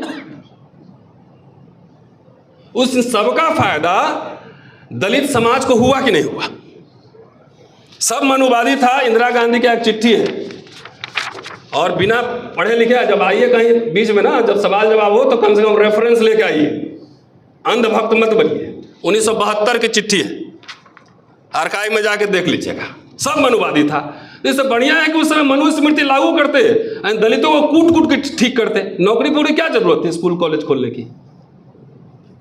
विश्वविद्यालय, आईआईटी, मेडिकल कॉलेज फ्री में आप लोग पढ़े कि नहीं पढ़े? पढ़े? घर से बुला के ले जाकर आईआईटी में एडमिशन करवाता था। एक एक आदमी को 4-4 नौकरियां मिल रही थी। आज क्या हाल है? क्या है हाल? स्कॉलरशिप जो मेडिकल कॉलेज के 72,000 रुपए मिल रहा था, सब बंद है। स्कूल डिमोलिश हो गया, आधा प्राइवेटाइज हो गया। तो आरएसएस बीजेपी के साथ समझौता करने का ये नतीजा है। इंदिरा गांधी की चिट्ठी लिख रही हैं, almost every day the newspaper display some news item regarding atrocities on Harijans. हर दिन अखबार में हरिजन शब्द इस्तेमाल होता था कि अत्याचार की खबर आ रही है। और इसका कारण है, इंग्लिश में है, मैं हिंदी तर्जुमा कर देता हूं। इसका कारण है कि गवर्नमेंट को बदनाम किया जाए। इसलिए गवर्नमेंट की ओर से स्पेशल सावधानी बरतने की जरूरत है। डिस्ट्रिक्ट कलेक्टर मजिस्ट्रेट को इसमें विजिलेंट रहने की जरूरत है, और हर तरीके से इस तरह के घटना को रोकने की जरूरत है, और स्ट्रिक्ट एक्शन लेना है। फिर कह रही हैं, सब चीफ मिनिस्टर को लिखिए। ये 2 अगस्त 1973 का है। फिर लिख रही चीफ मिनिस्टर को कि जितना सब पे स्ट्रिक्ट एक्शन लो, और सबके लिए जितने हरिजन्स, ट्राइब्स, माइनॉरिटीज हैं, इनको स्पेशल एफर्ट लगा के इसको नौकरी में दिलवाओ, सबका रिजर्वेशन लागू करो। कुछ नहीं हो रहा था, सारे मनुवादी थे। इमरजेंसी किसी के लिए डार्क पीरियड हो सकता है। मेरी इमरजेंसी की दूसरी समझ है, दलितों पे अत्याचार कम हो गए थे। जिन लोग जो उस समय याद होंगे, आपको याद होगा। नहीं, सही कह रहा हूं। दलित सांस ले रहा था। उत्तर प्रदेश में समय से पहले प्रमोशन हो रहा था, तो सारे मनुवादी थे। बाबा साहब ने जो है उनसे ज्यादा नहीं लड़े होंगे थ्योरेटिकल, लंदन में भी जाके लड़े। तो जब गोलमेज सम्मेलन में गए तो मनुवादी से, राजे महाराजे से लड़ रहे थे, कह रहे थे कि जमींदारी उन्मूलन करेंगे। लेकिन वहीं पर राजे महाराजों से उन्होंने कहा कि भाई, मैंने बहिष्कृत हितकारिणी सभा मैंने खोला है, और उसके लिए हमें चंदा दीजिए। दलितों के पास पैसे थे, अपना स्कूल तो खोले नहीं हुआ आज तक, एक प्राइवेट स्कूल। आज चले हैं कोई देश का हुक्मरान बनने। एक प्राइवेट स्कूल आरएसएस की तरह खोले प्राइवेट? गोलमेज सम्मेलन में जिनसे चंदा लिया, चंदा का सब मनुवादी लोग ही था, सारे मनुवादी होते हैं। टिकोजी राव होलकर, पूर्व महाराजा इंदौर, 360 पाउंड। महामान्य भोपाल के नवाब 200 पाउंड, ये मुस्लिम थे। महामान्य आगा खां 175 पाउंड। महामान्य महाराज बड़ौदा 150 पाउंड। महाराजा बीकानेर 100 पाउंड। महाराजा कश्मीर 100 पाउंड। महाराजा पटियाला 100 पाउंड। कोवासी जहांगीर 75 पाउंड। महाराजा दरभंगा बिहार 50 पाउंड। सांगली के प्रमुख 25 पाउंड। क्या है? 1335 पाउंड इन लोगों ने चंदा लिया। किसके लिए? हमारे बच्चों को स्कूल बनाना है। अब आइए आगे चलते हैं। 1952 में इमारत फंड इकट्ठा किया। कितने पैसे इकट्ठे किए? उन्हीं का लिखा हुआ है। 14 जुलाई 1952 को वॉल्यूम 40 में पेज नंबर 295 पर जाकर देखिएगा कि इमारत फंड में 1,11,228 रुपये 4 आना और 3 पैसे जमा हुए हैं। एक ही लाइन पढ़ता हूं। कितना? 1,11,228 रुपये 4 आने और 3 पैसे हैं। अस्पृश्य समाज के इतिहास में इतनी बड़ा रकम जुटाने का यह पहला अवसर है। इसमें से हम लोग द्वारा इकट्ठा की गई रकम है 31,709 रुपये और 4 आना, जो दलितों ने इकट्ठा किया था, अस्पृश्यों ने। बाकी 75,500 रुपया 75,500 रुपये की रकम मैंने ऊंची जाति के अपने दोस्तों से इकट्ठा की।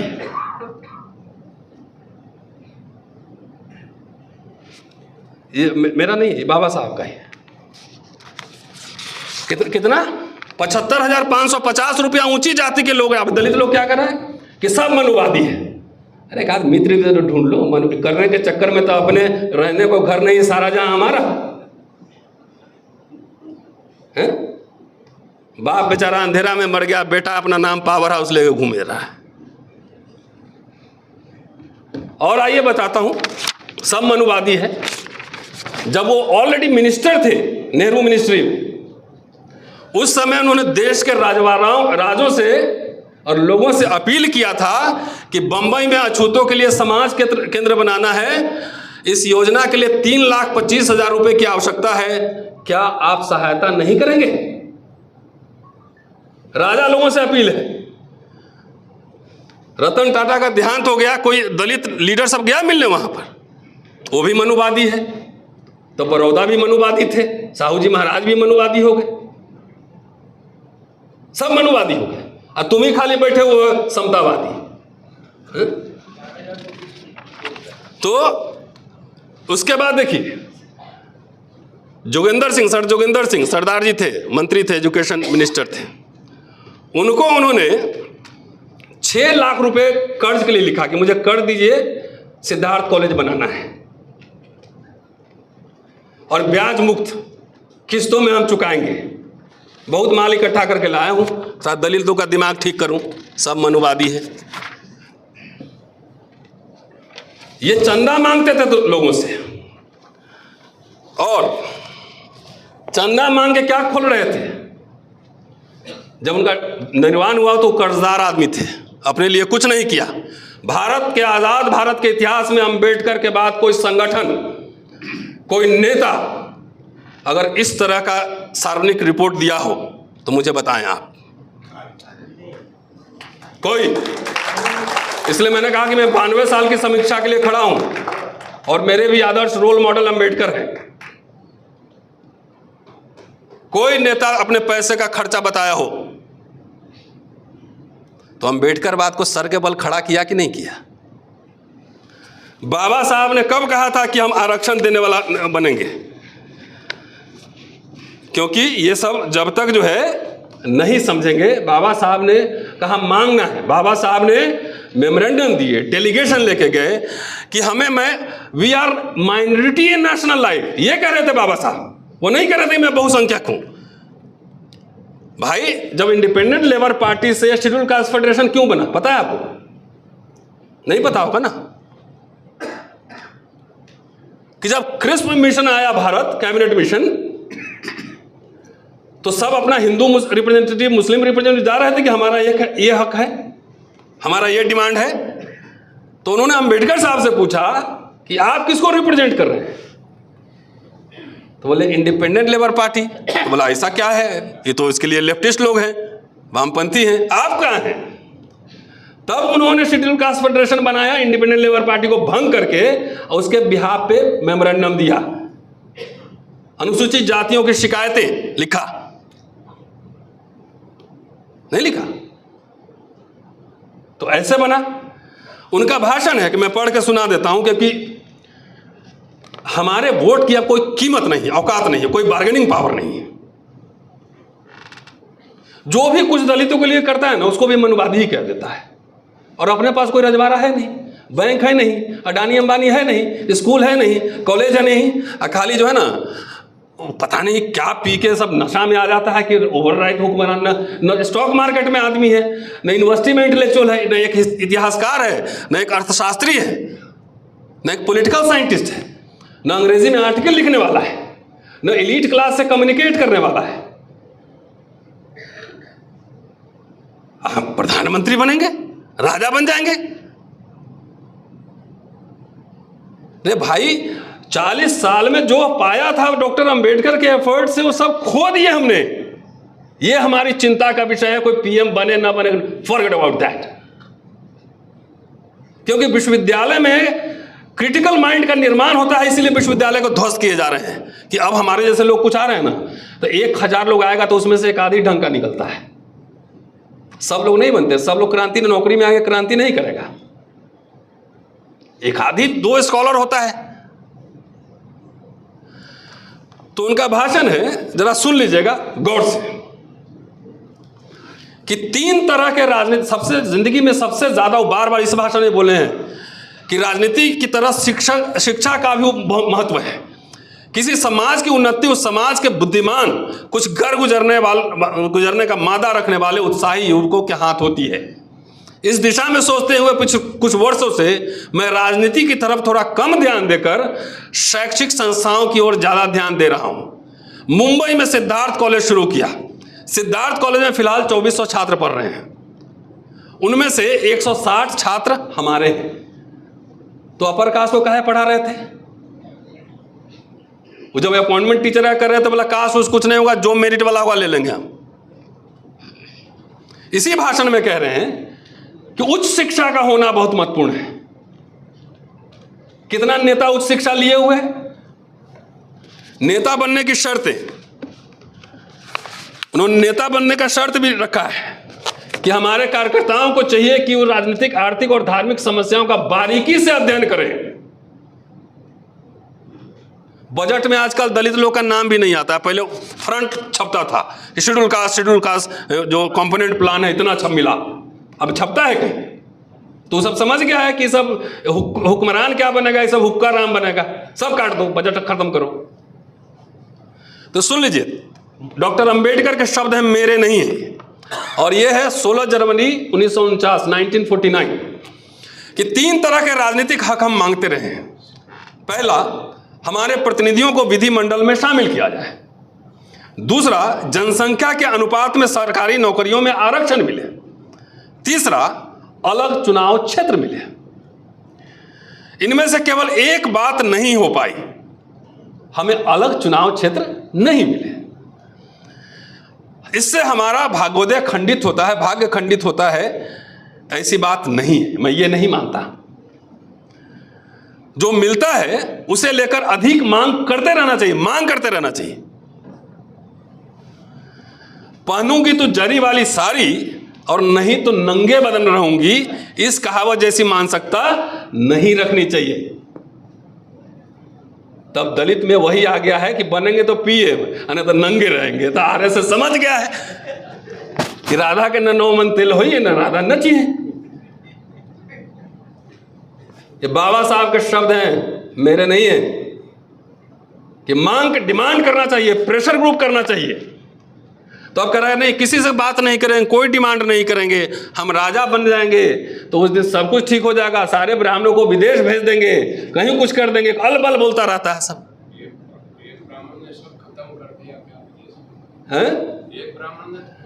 तो हिंदू राष्ट्र बनाने का क्या है? वो थोड़े है कि मनुस्मृति सब जगह एजुकेशन खत्म कर देगा, नौकरी खत्म कर देगा, हिंदू राष्ट्र हो गया, बोला जाओ दलितों खेत में काम करो, बहुत बीपी शुगर बढ़ा हुआ था, खेत में काम करो, वो ठीक हो जाएगा, पेट उठ में अंदर चला जाएगा। ये इसलिए दलित लोग को जो नशा राजनीति का चढ़ गया है ना, नशा कुछ ज्यादा हो गया है, हैंगओवर हो गया है ना। रात वाला जो है ना अगले दिन रात तक रहता है, नहीं, हाँ, बिना लड़े हुए मिला। बाबा साहब का धन्य होकर उन्होंने लड़ भिड़ के दे दिया। वो वोट का ताकत इसलिए दे देंगे, तुम प्रेशर बना के रखना है इस सब पर। तो अब कह रहा है उतने वोट से 15% वोट से हम देश का राजा बन जाएंगे। अब कांग्रेस, मैंने एक सवाल उठाया था, उस सवाल का जवाब यहां जरूरी है। मैं कांग्रेस का दलाल हूं, है ना, अच्छा है, आरएसएस का नहीं हूं।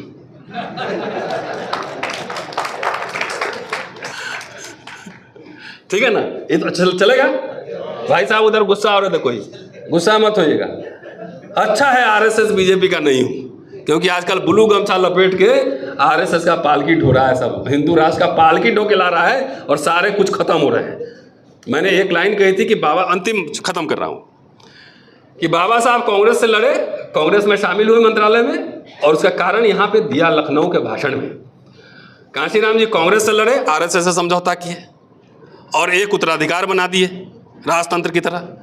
तो उसके बाद आरएसएस धीरे धीरे दलित पॉलिटिक्स में निकल गया, है ना। तो हिंदू राष्ट्र आपको मुबारक हो, आप रहिए, मुझे मुबारक नहीं है। जेल जाएंगे, गिरफ्तारी होंगी, हमले होंगे, तब भी इनके खिलाफ दलितों में ब्लू गमछा पहन के जो भगवा रथ ढूंढ रहे हैं उनके खिलाफ हमारी जो है यलगार जारी रहेगा। लड़ेंगे इसके खिलाफ, चाहे वो हमारा भाई क्यों ना हो, चाहे हमारा रिश्तेदार क्यों नहीं हो। बाबा साहब ने कहा था कि शिक्षित वह है जो अपने शत्रु को पहचानता है। यही शत्रु पहचाने थे जो 51 में कह रहे थे कि आरएसएस हिंदू महासभा से समझौता नहीं करना है। लखनऊ भाषण जरा सुना देता हूं। आज अगर बाबा साहब होते ना तो इस टाइप के दलित लोग जो है ना, उनको भी कह देता कि मनुवादी है, दलाल है, उनको भी कहता, क्योंकि यहां स्पष्टीकरण दे रहे हैं। उनसे 3 सवाल पूछे गए थे कि कैबिनेट मिशन के जब जा रहे थे तो आप चुप क्यों रहे, दूसरा मैं कांग्रेस सरकार में शामिल क्यों हुआ, तीसरा मैं भविष्य में क्या करना चाहता हूं। 3 सवाल थे। 2 सवाल पे नहीं जा रहा हूं, लंबा बोल गया। पहला जो कांग्रेस में शामिल क्यों हुए उसका स्पष्टीकरण लोग पूछ रहे थे कि आप तो कांग्रेस में जिंदगी भर लड़े, तो शामिल क्यों हुए।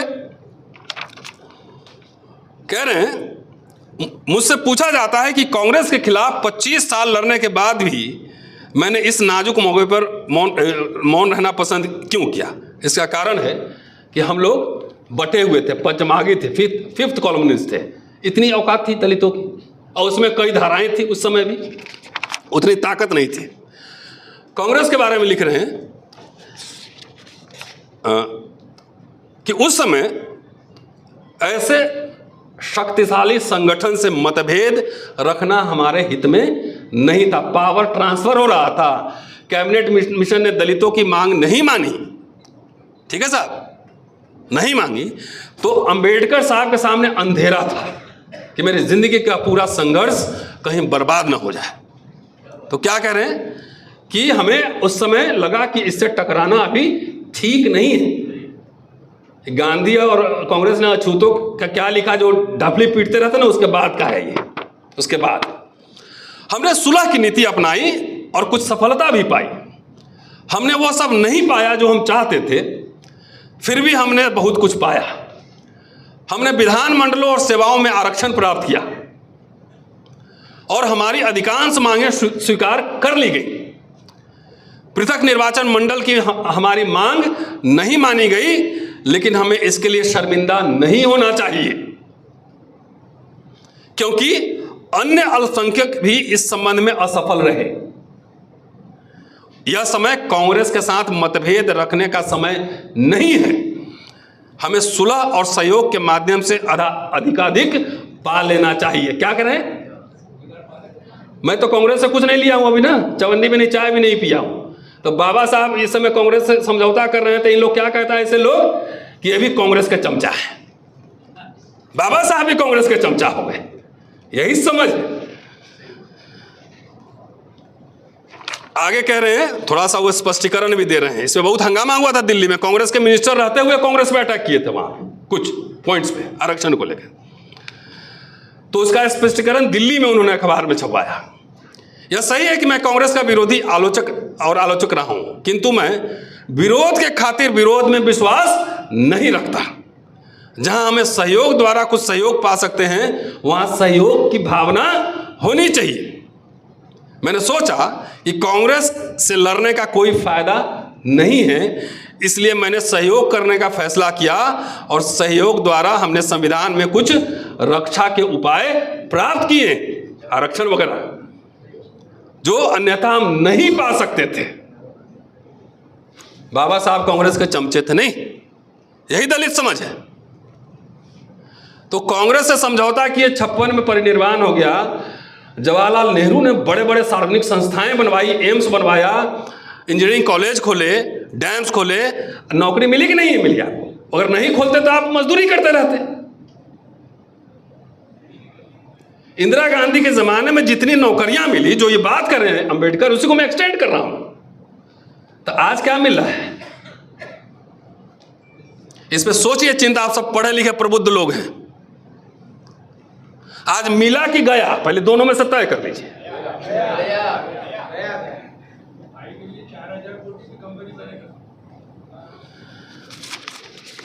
बस इतना ही समाप्त करता हूं, और चलते चलते बहुत लंबा समय ले लिया, लगता है 1 घंटा बोला हूँ ज़्यादा। अभी और मटेरियल था लेकिन छोड़ देता हूं कि इसलिए क्लैरिटी होनी चाहिए। ये कांशीराम जी का इंटेंशन सही रहा हो, मैं इंटेंशन पे डाउट नहीं कर रहा, लेकिन एक चीज को परसीव करने के लिए जो सामने वाला क्लास है उसमें एक मैच्योरिटी का लेवल होना चाहिए। उन्होंने पब्लिक, उनके पूरा संकलन मेरे पास है, खाली भाषण उन्होंने दिए हैं, और उससे ज़्यादा उम्मीद भी नहीं की जा सकती है कि वो यूनिवर्सिटी में रहकर रिसर्चर तो थे नहीं कि किताब लिखते, जैसे अम्बेडकर कोलंबिया से आए थे, लंदन से आए थे। तो उसका इम्पैक्ट पब्लिक पे क्या होगा ना, शायद कांशीराम जी असेस नहीं कर पाए। Mature politics is very serious game. Politics इस बच्चों का खेल नहीं है।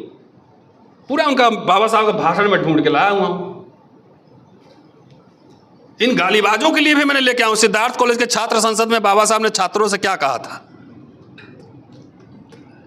कि आप संवाद, विवाद, डायलॉग से ही आप जीत सकते हैं, लड़ाई करके, झगड़ा करके या डंडा चला के नहीं जीत सकते हैं।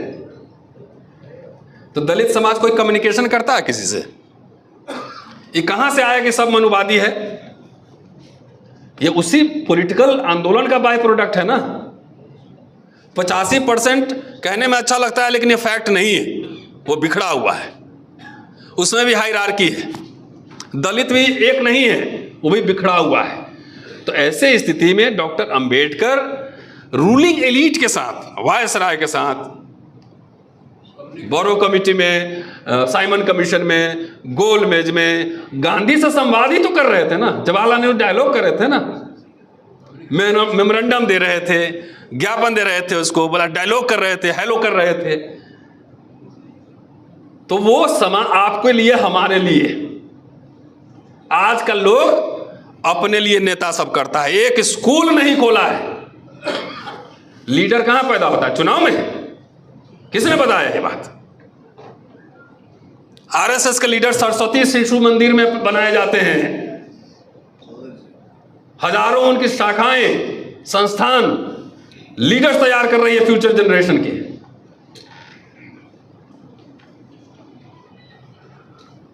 बोलता हूं खड़ी खड़ी तो लगता है कि हम कांग्रेस के दलाल हैं। अभी तक चाय भी नहीं पी उनका।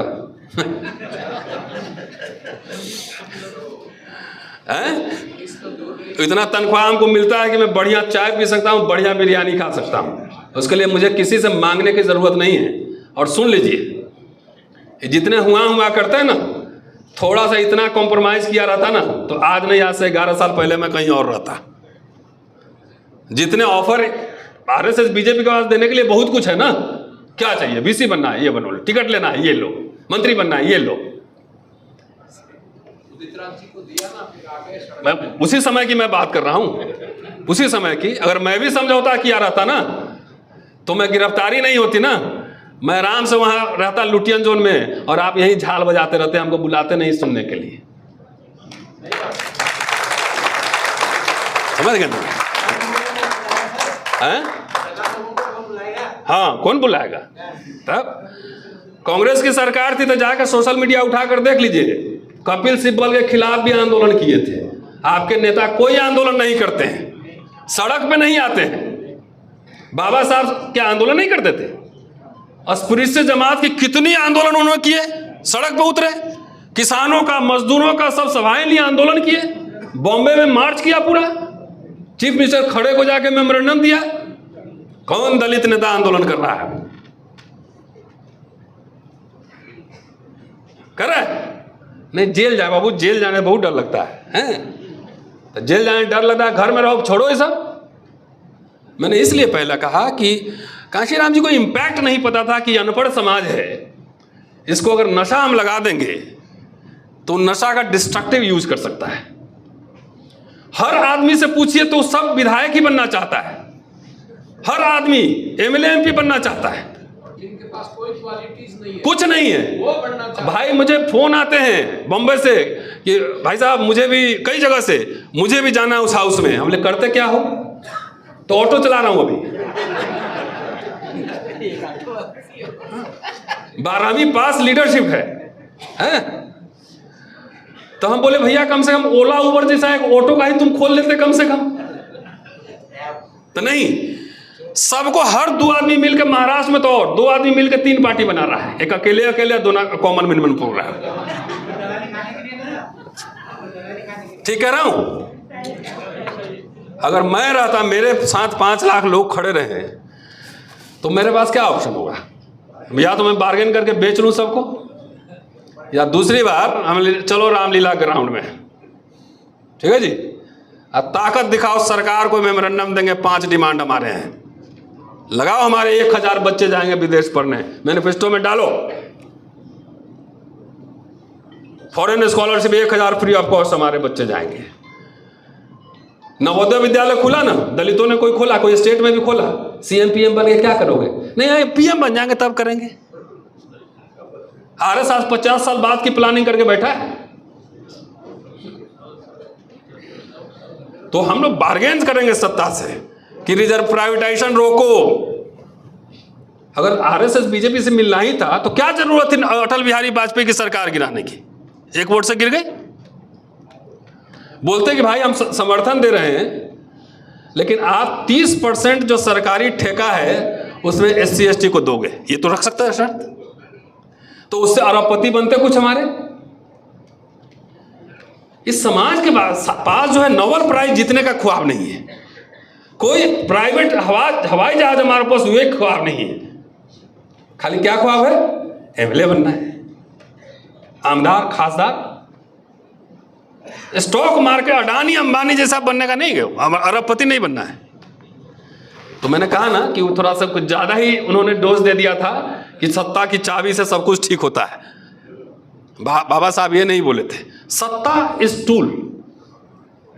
अल्टीमेटली जो कांशीराम जी जो बात बाबा साहब को उठाया कि cultural social transformation is the real thing. RSS तो सत्ता में अब 10 साल से है ना, हजारों साल कैसे जीवित रहा? वो इंस्टीट्यूशंस के थ्रू, मंदिर मठ, वहीं पढ़ाई हुई, वहीं म्यूजिक सीखा गया। इसलिए बाबा साहब ने संस्थाओं का निर्माण किया। और राजनीति का नशा इतना चढ़ा हुआ है कि कुछ नहीं, एकदम मतलब अंधभक्ति है। अच्छा है रिजर्वेशन वगैरह खत्म हो जाए, हमारी तो ओल्ड पेंशन स्कीम है, मुझे तो मिलेगा पेंशन, ठीक ठाक मिलेगा। अभी भी रिजाइन कर दूं तो 1 लाख से ज्यादा पेंशन मिलेगा। घर में गांव में जमीन भी है, चला जाऊंगा। तब भी न्यू पेंशन की लड़ाई हम लोग लड़ रहे हैं, न्यू पेंशन के खिलाफ कि ओल्ड पेंशन रिस्टोर करो। आपने वीडियोस देखे होंगे। ये सब कोई दलित लीडर का इसमें स्टेक है कि old pension restore, old pension. इसके सबसे ज्यादा मार किसको पड़ी पता है आपको? हमारे लोगों को। पहला जनरेशन नौकरी का था, पहला जनरेशन, शायद एक कुछ फैमिली होगा जो दूसरा जनरेशन होगा। हमारे लोग, अटल बिहारी वाजपेयी आया, बोला कि हटाओ इसको, दलित लोग के पास बुढ़ापा में भी मेडिकल फैसिलिटी रहेगा, अच्छा खाना खाएगा तो स्वस्थ रहेगा, तो दिमाग चलाएगा, खत्म करो पेंशन से। ये सब कोई एजेंडा पे नहीं है। बोले मैनिफेस्टो दिखाओ क्या करोगे, तो संविधान ही हमारा मैनिफेस्टो है। तो आधा संविधान तो बदल दिया, यही मैनिफेस्टो है। 1 nation 1 election is against democracy. लेकिन हमारे नेता आपके क्या कर रहे हैं कि नहीं, हम समर्थन करते हैं आर्थिक आधार पर आरक्षण, संविधान विरुद्ध। हमारे नेता ने समर्थन किया, सबसे पहले यही लोग से कहलवाया आरएसएस कि बोलो कि 10% गरीब को भी समर्थन मिले। यही दलित पिछड़े नेता कहने वाले थे, इन्होंने ही पहले मांग किया था संविधान विरोधी, तभी पास हो गया। मतलब हद है। इतना नासमझ समाज दुनिया में हमने नहीं देखा। ब्लैक सब में तो बाद में मुक्ति मिली, 70 में डाइवर्सिटी है। अभी जाके देखिए, ब्लैक कैपिटलिज्म है, ब्लैक स्पोर्ट्स में है, हॉलीवुड में है, तमाम जगह छाया हुआ है। आपसे सीख के अमेरिका में डाइवर्सिटी लागू हुआ, और आप वहीं के वहीं रहेंगे, सबको चस्का लग गया हम हुक्मरान बनेंगे देश का। ब्लैक ने कोई दावा नहीं किया, लेकिन अपना राष्ट्रपति बनवा लिया। बनवाया कि नहीं बनवाया? कोई हल्ला नहीं किया। पहले अपने संसाधन को मजबूत किया, पूंजीवाद में हिस्सेदारी, black capitalism, diversity, stock market, sports, Hollywood, पहले उसको मजबूत किया तो नेचुरल प्रोसेस में वो बन गया। हमारी पार्टी जो है ना, 4 MLA जितवाने का औकात नहीं, वो भी कह रहे हैं हम सरकार बनाएंगे। तो ये आंख पर से पर्दा उठाइए। और अच्छा है, शुक्रिया आप सबका, किसी बहाने कुछ एजेंडा पे बात हुई। दलित एजेंडा क्या हो, एजेंडा रखिए सामने, और नहीं तो 10-15 साल ठहर जाइए, अभी मैं जिंदा रहूंगा, देख लूंगा कि आपके रिटायर होने के बाद आपके बच्चों को नौकरी मिले कि नहीं। अभी भी नहीं मिल रहा है, लड़कियों की शादी नहीं हो रही है, सरकारी चाहिए था ना अफसर, अब सोचे थे राजा बनने का, तो नौकरी में तो लड़कियों की शादी अभी 30-32 साल हो जा रही है, तब भी नशे में है, तब भी ये समझ में नहीं आ रहा है कि बड़ा शत्रु कौन है। सांपनाथ, नागनाथ, तो सांप तो कई तरह का होता है, ये भी अंतर नहीं पता होगा। कुछ सांप को जो है ना आप लपेट लेते हैं गर्दन में, कुछ सांप काटता है तो जहर नहीं लगता है, है सर, हैं? कुछ काटता है तो जहर नहीं लगता है, वो फ्रेंडली भी रहता है। ये अंतर समझाइए दलितों को। नागनाथ जो है ना, फन मारता है ना तो 30 सेकंड में साफ हो जाता है। तो आप सांपनाथ से तो छोड़ दिए, और नागनाथ गर्दन में लपेटे ढोल बजा रहे हो। नहीं, कुछ दिन ठहर जाइए, खाली टाई और चड्डी छोड़ेगा, बाकी कोट शर्ट उतार के सबको नंगा दौड़ा देगा रोड पर, बनते रहना राजा। कोई भी, जब तक ये मैं टर्मिनोलॉजी लेफ्ट यूज कर रहा हूं, हेवी वर्धन हॉल में हूं तो थोड़ा सा वो भी टर्मिनोलॉजी आना चाहिए। जिस क्लास का बुर्जुआजी नहीं होता है, bourgeois, middle class, thinker, philosopher, intellectual, journalist, वो समाज कभी अगर सत्ता पाने का ख्वाब देख रहा है ना, तो आत्मघात कर रहा है। तो मिडिल क्लास, जिसमें से आप में से बाबू लोग बने, हमारे पिताजी भी क्लर्क थे, वो पेट्रोल पंप, गैस एजेंसी में भी आरक्षण था ना, हैं? अब सब प्राइवेट कर रहा है, मजा आ जाएगा, अभी ठहर जाओ, हाँ, प्राइवेट कर रहा है सब। तो ये डिफरेंस अगर आप नहीं समझेंगे,